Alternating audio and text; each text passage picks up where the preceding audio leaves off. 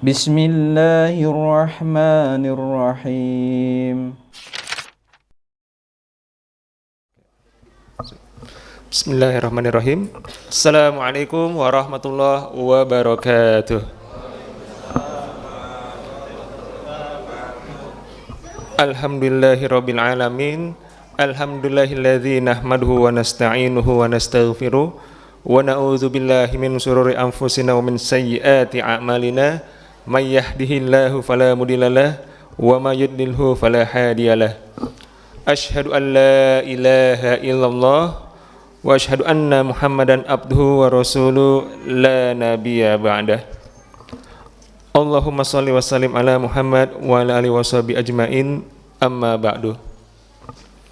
Bapak Ibu jamaah Masjid Siti Halimah yang dirahmati Allah, pertama-tama marilah sama-sama senantiasa kita panjatkan puji dan syukur kita kehadirat Allah Subhanahu wa taala yang alhamdulillah sampai dengan kesempatan malam hari ini, yaitu di malam ke-29 Ramadan, kita masih sama-sama senantiasa diberikan nikmat sehat walafiat, nikmat iman, nikmat Islam, dan juga masih diringankan langkah kita untuk menuju Masjid Siti Halimah guna menjalankan kewajiban, yaitu sholat isya secara berjamaah. Salawat ring salam semoga senantiasa tercurahkan kepada junjungan kita Nabi Muhammad sallallahu alaihi wasallam beserta para sahabat, keluarga, dan para pengikutnya yang senantiasa terus menjalankan ajaran Islam hingga yaumil akhir nanti. Seperti biasa, sebelum kita masuk kepada rangkaian ibadah salat tarawih di malam hari ini, terlebih dahulu kami dari Panitia Ramadan Masjid Siti Halimah ingin menyampaikan beberapa informasi atau pengumuman. Yang pertama, untuk malam hari ini yang akan menjadi imam sekaligus penceramah yaitu Bapak Ustadz Abdullah Sugiatno SPDI, yang alhamdulillah beliau telah hadir bersama dengan kita. Yang berikutnya, kami ucapkan terima kasih kepada Bapak Ibu jamaah sekalian yang telah menyisihkan sebagian rezekinya untuk hidangan berbuka puasa. Yang pertama kepada Bapak Heru dari Jalan Pepaya 1, kemudian kepada keluarga besar Ibu Sri Budiarti dari Pepaya 1, kemudian hamba Allah dari Jalan Pepaya Raya, kemudian Ibu Yuyun dari Belimbing 9, berikutnya hamba Allah, kemudian kepada keluarga Bapak Ajay Bungin dari Jalan Nangka Raya, kemudian berikutnya hamba Allah. Jazakumullah khair, semoga Allah Subhanahu wa taala memberikan balasan pahala yang berlipat ganda dan juga mendapatkan pahala sebagaimana orang yang menjalankan puasa tanpa mengurangi sedikit pun dari pahala yang berpuasa. Baik, dan berikutnya kami dari panitia ingin menyampaikan laporan penerimaan tromol sepanjang ibadah sholat tarawih sampai dengan malam hari ini. Total terkumpul sejumlah Rp8.740.000. Alhamdulillahirabbil alamin. Jazakumullah khair. Semoga Allah Subhanahu wa taala juga memberikan balasan pahala yang berlipat ganda bagi jamaah sekalian yang menyisihkan sebagian rezekinya melalui tromol di malam salat tarawih. Dan kami juga mengucapkan terima kasih yang sebesar-besarnya kepada jamaah sekalian yang senantiasa meringankan langkahnya ke Masjid Siti Halimah guna memakmurkan masjid dengan berbagai macam ibadah. Dan juga terima kasih kepada para jamaah sekalian yang sejak saum di hari pertama sampai dengan hari ini senantiasa memberikan rezeki untuk baik untuk hidangan berbuka puasa, plus ditambah juga ada yang memberikan rezekinya untuk para jamaah yang menjalankan ibadah itikaf di 10 malam terakhir ini. Dan informasi berikutnya terkait penerimaan zakat dari Panitia Zakat Masjid Siti Halimah terakhir, yaitu pada malam hari ini sampai dengan pukul 21.30 waktu Indonesia Barat. Jadi sekali lagi, jika ada di antara jamaah sekalian yang barangkali belum membayarkan zakat fitrahnya, Masjid Siti Halimah masih menerima sampai dengan malam hari ini di pukul 21.30 waktu Indonesia Barat. Dan kami juga mewakili Panitia Ramadan Masjid Siti Halimah mengucapkan kata maaf yang sebesar-besarnya apabila sepanjang pelaksanaan ibadah Ramadan tahun ini masih terdapat kekurangan, dan insya Allah akan kami terus lakukan perbaikan di tahun-tahun mendatang. Terima kasih Bapak Ibu jamaah sekalian, kurang lebih itu informasi yang kami sampaikan. Wabillahi taufik wal hidayah. Wassalamualaikum warahmatullahi wabarakatuh. Dan berikutnya kita akan sama-sama menyimak ceramah tarawih di malam hari ini yang akan disampaikan oleh Bapak Ustadz Abdullah Sugiatno. Kepada Pak Ustadz dipersilakan.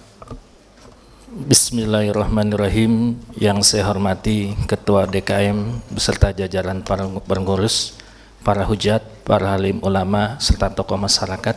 Assalamualaikum warahmatullahi wabarakatuh.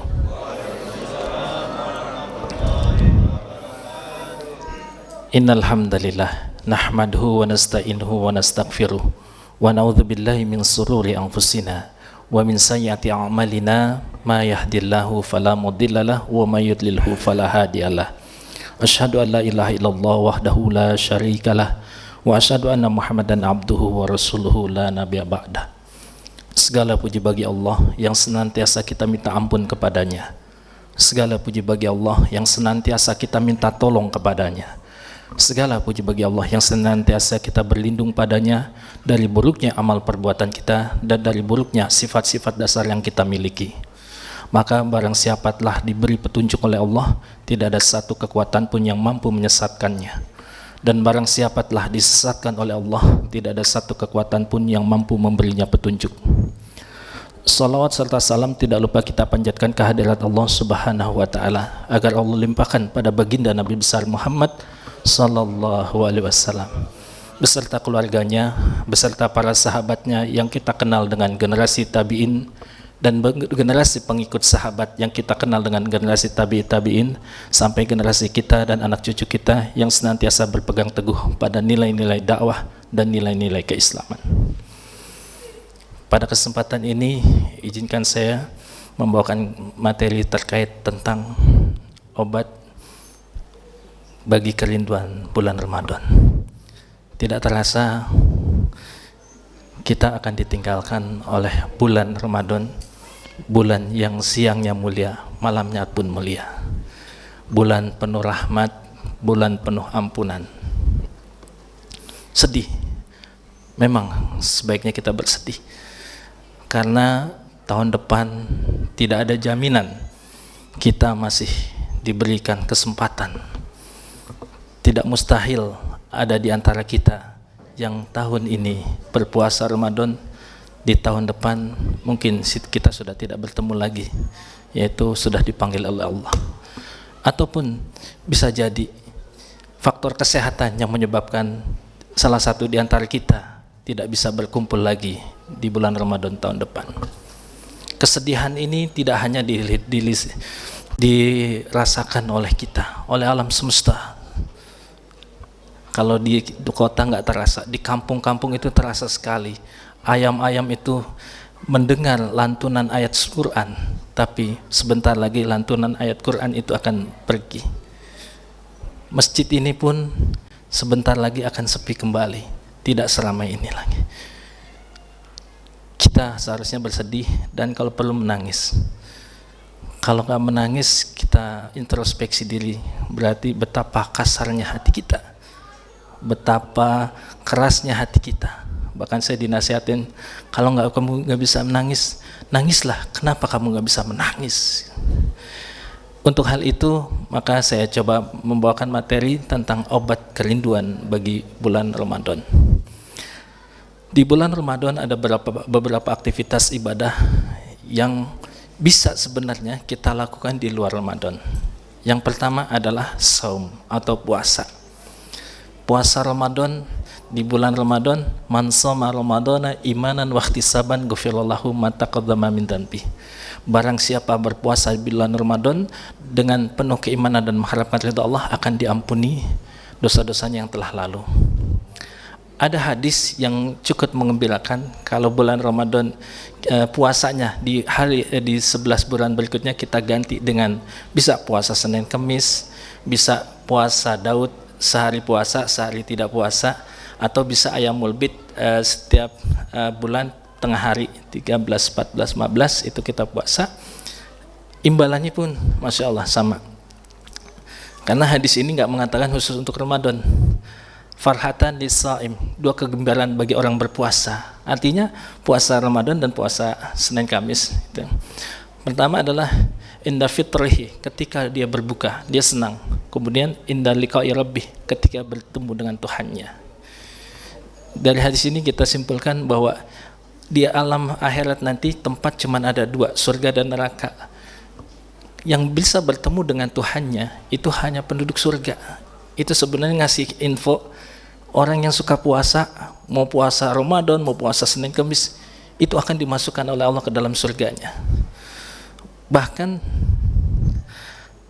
nanti penduduk surga dan neraka itu ada 2, yang kekal selamanya disiksa sama yang enggak. Yang punya itu diangkat oleh Allah, dimasukkan ke surga. Terus yang penduduk di surga yang udah lama itu dua-duanya ditanya sama Allah, bagaimana kalian kehidupan di surga? Ya Allah, nikmat sekali, saya belum pernah merasakan kenikmatan seperti ini. Terus penduduk yang neraka itu yang baru masuk, ya Allah, kalau enggak kau masukkan aku ke dalam surga, sekarang saya masih disiksa, masih dikebugin, masih disiksa dengan berbagai macam siksaan yang menyakitkan. Tapi kasih sayang saya dimasukkan ke dalam surga. Nah, ada ayat Allah mengatakan la in syakartum lazidanakum wa la in kafartum min adzabil syadid. Apabila kita bersyukur terhadap nikmat Allah ditambah.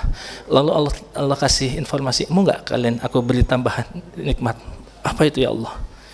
Dibuka hijabnya, kita bisa melihat Allah bermuajazah secara langsung. Masya Allah, nikmat sekali. Kemudian selanjutnya ada pintu surga yang namanya Babur Royan. Babur Royan itu pintu kesegaran, yang bisa masuk ke pintu itu cuman orang-orang yang berpuasa. Di situ nggak disebutkan harus puasa Ramadan, enggak. Berarti bisa puasa Senin Kamis itu juga masuk. Itu amalan pertama tentang puasa. Amalan kedua yang bisa kita lakukan kalau bulan Ramadan, kita biasanya menegakkan malam-malam kita, artinya dengan sholat tarawih. Nah, di luar bulan Ramadan, kita coba hidupkan malam-malam kita dengan sholat tahajud. Kenapa sholat tahajud? Karena kondisinya hampir sama. Begini, di bulan Ramadan itu ada satu malam yang dimana diyakini turunnya malaikat kan. Tanazzalul malaikatu waruhu fiha. Malaikat pada turun, waruhu fiha, dan terdapat malaikat Jibril di sana.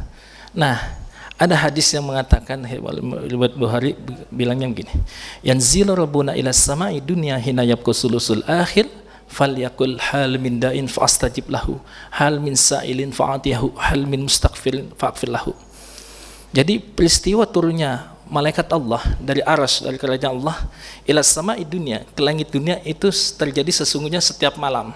Bedanya apa dengan malam Lailatul Qadar? Bedanya kalau Lailatul Qadar itu jumlah yang turun banyak banget malaikatnya, berserta malaikat Jibril. Tapi kalau nanti malam, kemarin malam ada malaikat turun, nanti malam ada malaikat turun, besok malam, setiap malam itu ada malaikat yang turun. Ngapain? 3 hal. Jadi malaikat ini nyisir, bahasa gampangnya nyisir, nyariin ada nggak orang yang sholat tahajud. Terus hal min da'in fastajib lahu. Kalau ada orang lagi sepertiga malam dia bangun sholat tahajud, dia berdoa pada Allah, akan Allah kabulkan doanya. Hal min sa'ilin fa'atiyahu. Ada enggak orang yang ketika sepertiga malam dia sholat tahajud, dia minta padaku, maka akan aku beri permintaannya.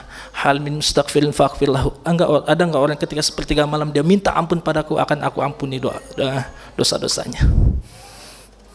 Jadi kita harus yakin bahwa peristiwa ini terjadi karena itu hadisnya kuat. Yang ketiga, selain kita berpuasa, kita biasanya bersedekah ya.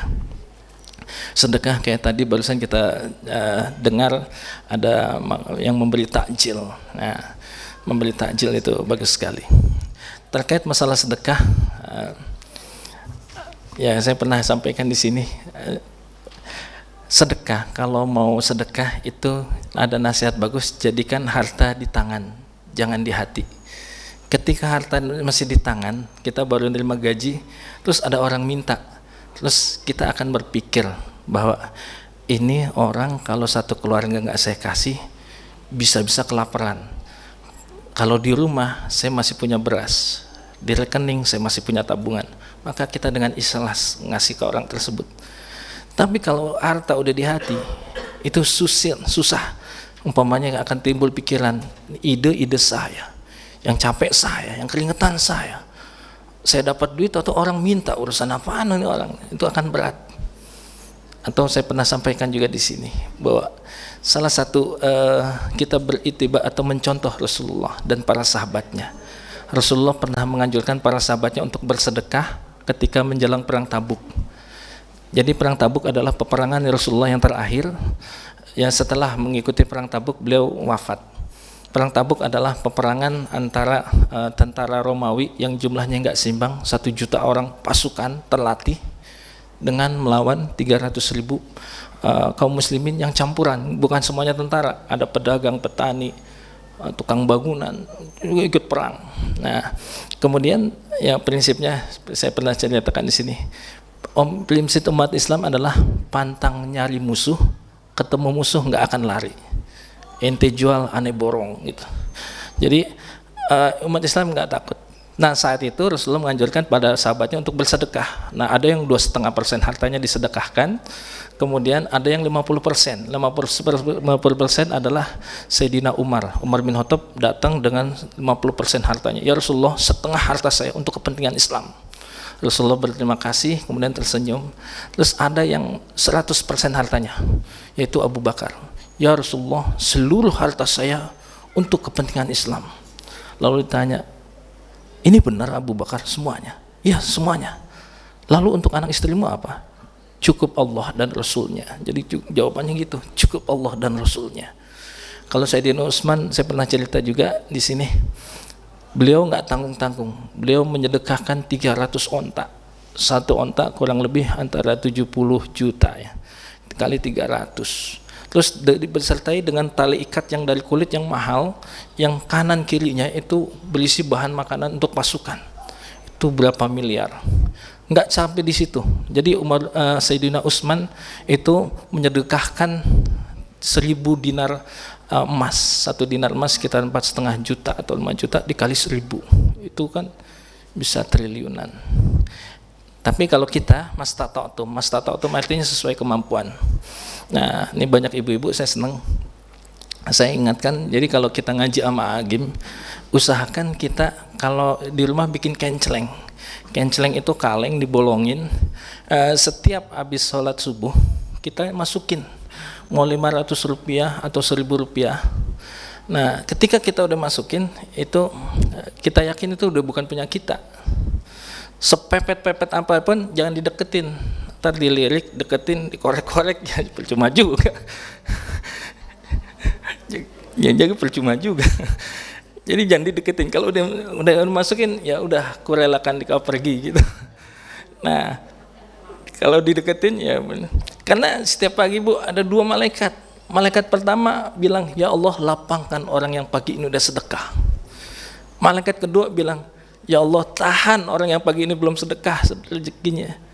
Kalau nggak percaya besok pagi deh laksanain di sini. Terus saya udah ngelaksanain tuh, hari-hari saya kayaknya masya Allah ada aja rezeki yang nggak saya duga datang gitu. Tapi rezeki kan jangan kita jangan berpikir uang doang ya.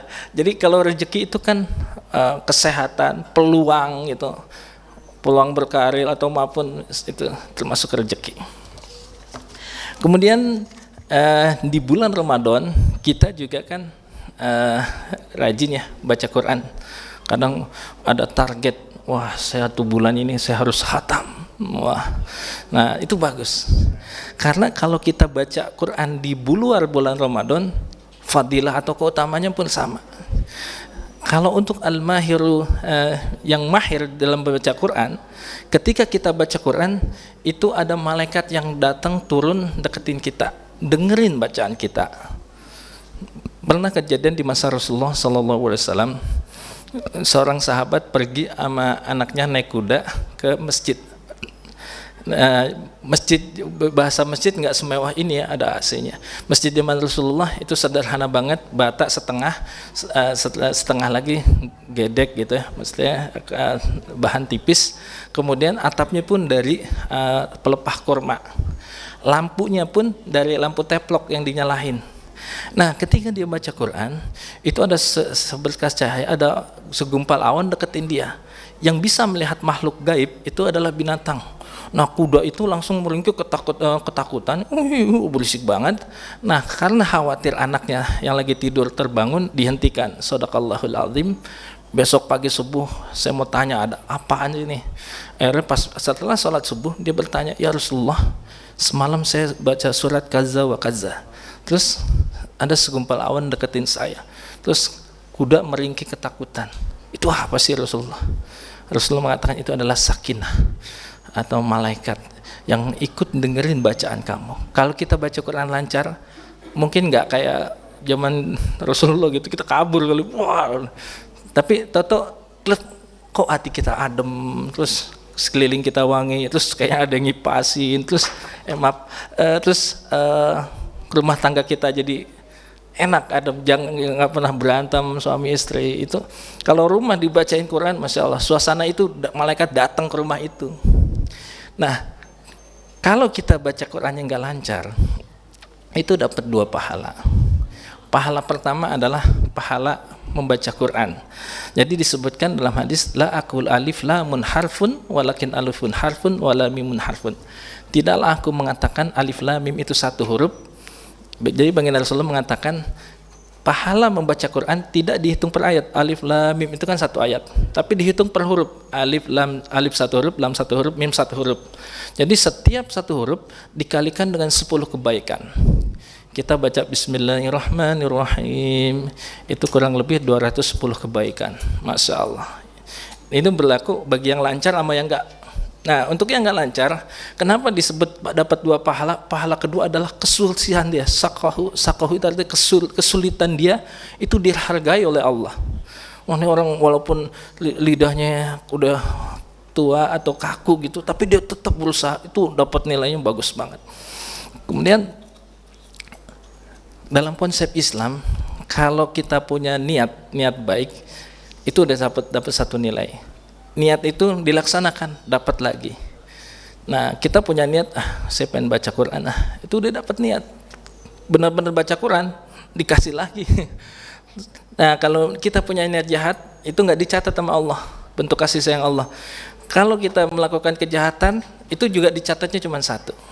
Kita nggak jadi melakukan kejahatan karena takut sama Allah, malah dicatat kebaikan.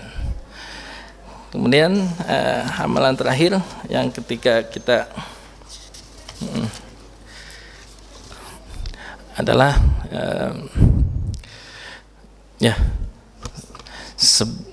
kita apa ya? Pertama kita sholat udah, sedekah udah, baca Quran udah. Ada lagi yang belum? Puasa udah tadi. Puasa kita ganti puasa Senin, Kamis. Kalau sholat, kalau pengen ketemu malaikat, sholat tahajud ya. Pengganti sholat taraweh kita ganti sama sholat tahajud. Kemudian kalau sedekah biasa memberikan takjil, nah ya, kita bisa juga setiap habis subuh kita siap-siap. Karena ada sahabat nih, namanya Abu Bakar Siddiq. Beliau benar-benar luar biasa dah. Jadi Rasulullah kalau mau habis subuh nih nanya, siapa yang pagi ini udah sholat tahajud, nunjuk dia. Siapa yang pagi ini udah sedekah, nunjuk lagi. Setiap ditanya kebaikan, yang nunjuk pertama Abu Bakar. Sampai Abu Bakar pernah bertanya sama Rasulullah, ya Rasulullah, ada nggak sih orang yang masuk surganya dipanggil dari setiap pintu? Ada katanya. Dan saya doakan kamu Abu Bakar yang masuk jadi setiap pintu surga itu manggil dia. Jadi kalau Abu Bakar Siddiq itu, dia kan orang kaya. Nah, dia tahu banget siapa orang tetangganya yang miskin. Jadi kalau pas sholat subuh, dia habis tahajud, dia nyiapin makanan sambil jalan, sambil gantungin. Wah, ini orang perlu dibantu. Di depan rumahnya, maka mereka menemukan, ini siapa yang naruh pagi-pagi udah ada makanan. Itu sebenarnya kerjaan Abu Bakar gitu. Jadi Abu Bakar tahu orang-orang yang perlu dibantu di sekitar dia. Jadi kalau berangkat subuh, nah kalau sekarang kalau saya lihat, kalau saya sering ke pasar Pemirik karena saya punya usaha dagang kecil-kecilan. besar-besaran, jangan kecil-kecilan, dagang besar-besaran. Ini kalau pagi subuh ada cat lovers, ya, pencinta kucing, pagi-pagi dia ngasihin kode, masya Allah, sedekah sama kucing. Ya. Nah, kita boleh juga sedekah. Kalau kita mau lebih manfaat sih sedekah kepada orang. Dan coba laksanakan ajaran yang digaungkan oleh Agim. Setiap habis sholat subuh kita biasakan sedekah semampu kita, maka insya Allah hari itu ada rezeki-rezeki yang tidak kita duga. Barakallahu li wa lakum fil Qur'anil azim wa nafa'ni wa iyyakum bima fihi min ayati wa dzikril hakim. Aqulu qouli hadza fastaghfirullahal li wa lakum innahu wal ghafurur rahim. Mohon maaf atas segala kekurangan. Assalamualaikum warahmatullahi wabarakatuh.